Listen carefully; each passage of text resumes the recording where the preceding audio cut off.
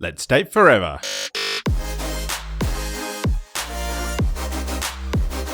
Here's your weekly dose of relationship fuel with Sammi and Nathan Jaeger. Hello and welcome to Date Forever. In this week's episode, we're diving into the next tank in our Fueled Up Life little mini-series that we're doing. So we're going to be chatting all about the world. So the things we're going to be diving into is knowing about what you care about, contributing to solving some of the world's big problems, and we're going to be touching on the UN Sustainable Development Goals. But before we dive into that, what's been fueling you up this week, Sammi? This we really should have paired up with the Future Tank mini-series, but the thing that most fueled me up was a contribution to that Future Tank because we went full adult and signed our will in this last week. We did, didn't we? Yeah, and you wouldn't think that this is like a fuel up, something that's, meeting with lawyers is probably very few people's favorite pastime, but it was a culmination and it fueled me up because it was one of those things that we've been talking about doing for a long time. It's been a bit of a process and a bit of back and forth to try and figure out what we have and what would we want to do with it if the worst was to happen. And if the worst was to happen to me and or Nath, and in what order. So I think it fueled me up because it just felt like a really nice way to close a loop on a mental task that's been sitting around for a long while. Yeah, definitely. And it was one of those tasks that almost became a little bit bigger than Ben-Hur as well. Like we started and kicked off this process and thought, yep, let's just do a quick, simple will. And then as we started to unpack everything that we actually wanted to go to different people and everything that we had in our life and all the different entities and things like scenarios. That. Yeah, potential scenarios. It became this really big task. So it was nice to kind of tie that in a little bit of a bow last week, wasn't it? Yeah, but what about you, Nath? What fueled you up? Mine was another adulting thing as well. And over the last few weeks, we've been having lots of money chats. And we got to a point last week where we kind of re-crunched our budget and rehashed some of our money buckets and things like that. And yeah, we got to a new normal, which felt really nice. So yeah, very adulting week last week, I think. But it feels good to have a lot of those foundations or things like that in place that we can now kind of set and forget. So wealth and lifestyle tank topped up. Yep. And future tank topped up. Yep. And today we're going to talk about our world tank getting topped up. Yeah, we are. So if you haven't heard any of our mini-series, we are unpacking what it is and what it means to live a fueled up life. And it's based on this idea that we've got 8 different areas of our life, or what we call tanks, that need fuel, and they need different types of fuel and they burn at different rates. So we've done a little mini-series, and this is episode number 7 out of 8 in the mini fueled up life series. So before we dive in, we'll just do a quick recap. So tank number 1 is self. Tank number 2 is your romantic relationship. Tank number 3 is your relationships and network. Tank number 4 is humming household. Tank number 5 is career and business. Tank number 6 is wealth and lifestyle. Tank number 7, which is the one that we're diving into this week, is the world. And tank number 8 is the future. So this world tank, what it is all about is really understanding what unique gifts you have to contribute to make this world a better place. It's about being, doing, and contributing to something bigger than yourself. Yeah, so what is it in this world that you really do care about? What are you passionate about? What impact do you want to make in this world and have a lasting contribution to? So if you've listened to the show before, you would know that at the end of every episode, we make a contribution, we make a give to a project or a cause or an organization that either we or our guest really care about. And all of those projects are aligned to one of the United Nations Sustainable Development Goals. If you've not heard about these before, I encourage you to go on the YouTube rabbit hole and learn a little bit more. But the foundation is they are a set of 17 goals, the most important problems for our world and our leaders and us as individuals to contribute to solving. And the deadline is 2030.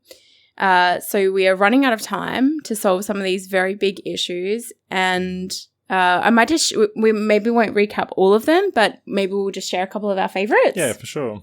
So I think the interesting thing about these sustainable development goals is that Sammi and I care about different things. So the things that I'm really passionate about is really about our world and the environment. So that's things like goal number 14, life below water, and goal number 15, life on land, and goal number 13 as well, climate action.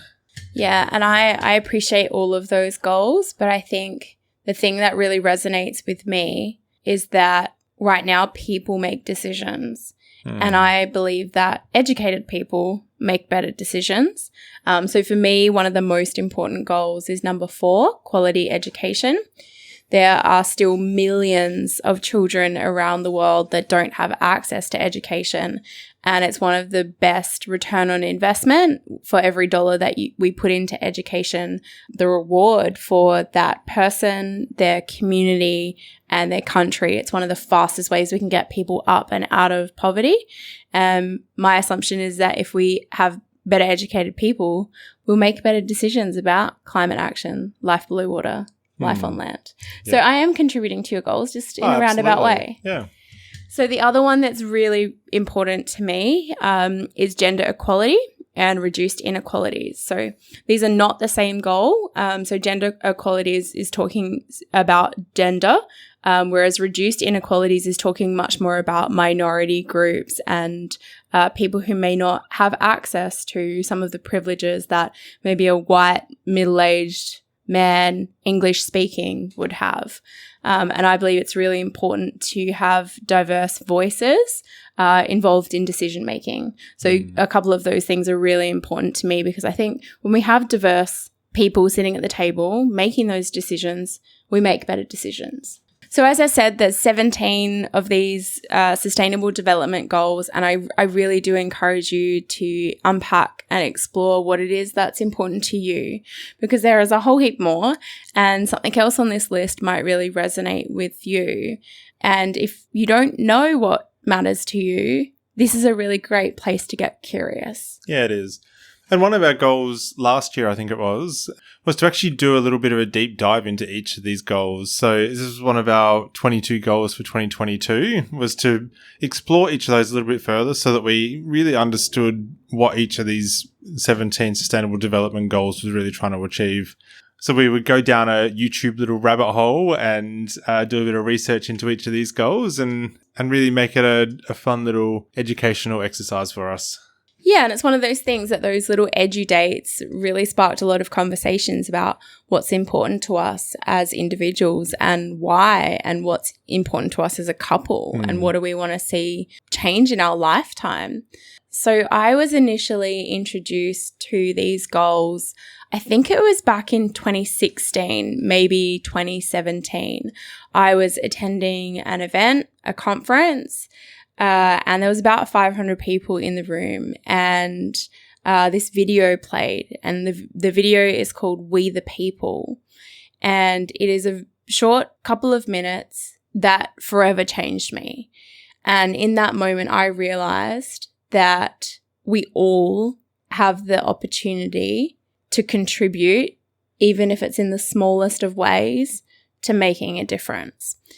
And I think one of the reasons that video had such an impact on me was that I realized that business could be used as a force for good in a way that lots and lots of businesses don't. And it's one of the reasons that I am in business, because I feel like there's an opportunity to create change at such a large scale if we can influence our decision makers and our leaders and our employers. I also feel like businesses have the opportunity to move a whole lot faster than some of our government bodies, and they can drive innovation. But this episode isn't about the 17 United Nations Global Goals. It's about the world and living a fueled up life and what that contribution to that tank might look like or what that might mean. But I think the first part to having a fueled up life and a fueled up world tank is to understand what you care about. Yeah, it is. And then from there, to find projects or causes or organizations that contribute to solving those issues or those problems. And then the third part of that is to contribute regularly, whether or not that's your time or your money or energy or a particular skill set that you might have. But I promise you there is something in you that is valuable to a project or a cause that you care about. And I think it can be a little bit tricky to understand what you do really care about. But one of the ways for me is when I feel myself getting angry about a topic. That's one of the ways that I realize that I am actually passionate about something. So I think one of the first reasons why I really became passionate about the environment and climate change and things like that was because that we grew up in South Australia and we had a boat where we would take it out to the Murray River regularly. And during one of the major droughts, the river got so low that you could literally walk across the river. It was dry in certain locations. And I think just being that close to something that is normally so powerful and to see it in a state where it was so far from its normal kind of natural state, I think it was just one of those moments for me that kind of triggered this and said, like, look, we really need to be doing something about this. Yeah, I really like what you said there, Nath, about like using your anger or your frustration as a compass to unpack, like, what is it that I just want to be different? And if it was different, what would it be like? A couple of years ago, I met a gentleman, businessman, who by all external metrics was quite successful. He'd had a number of businesses. He was financially very well off. He had the toys of the cars and the boats, and he was really unhappy. And we were talking about what he really wanted out of life. And I asked him what he cared about, and he couldn't answer it. And it was really interesting for me because I thought, gosh, this person has solved a lot of the like materialistic hygiene needs that they could possibly have, and it hasn't made them happy. And it was quite sad, really, that this person who had a lot of skills, a lot of talent, a lot of resources, wasn't happy and didn't really know what to do about it and didn't really know where to direct that energy.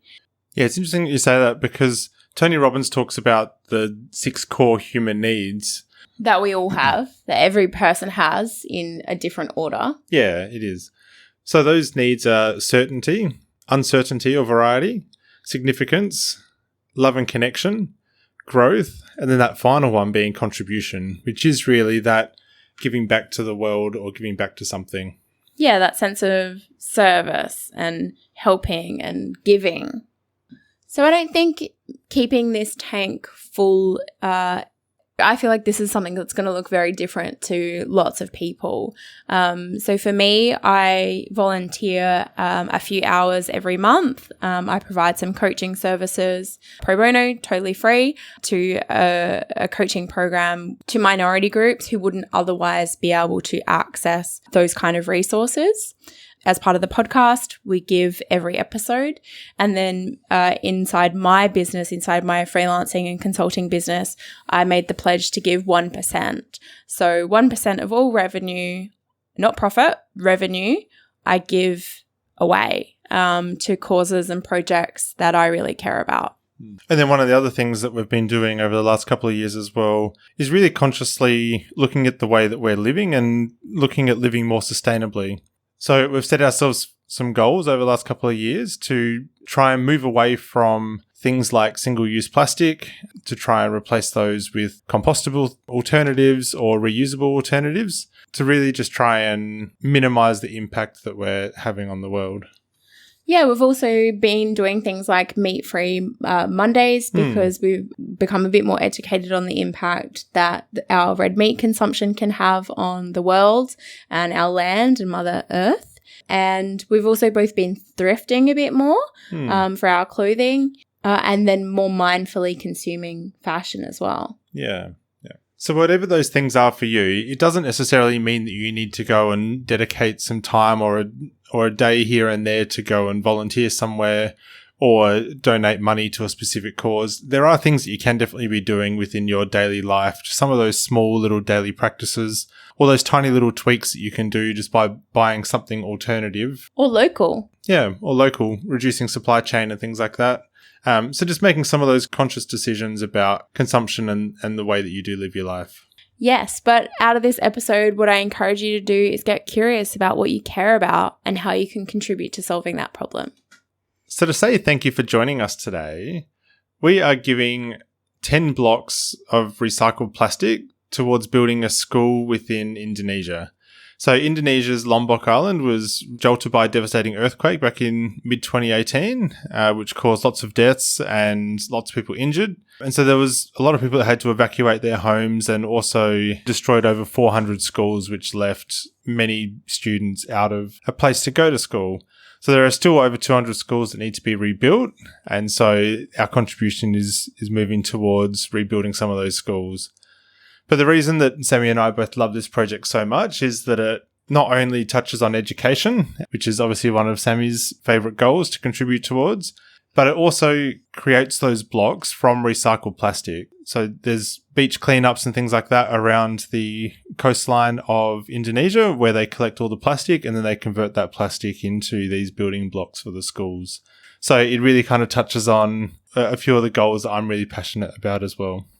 And we were lucky enough to have the founders of that organisation, Classroom for Hope, Duncan and Nicola, on our podcast.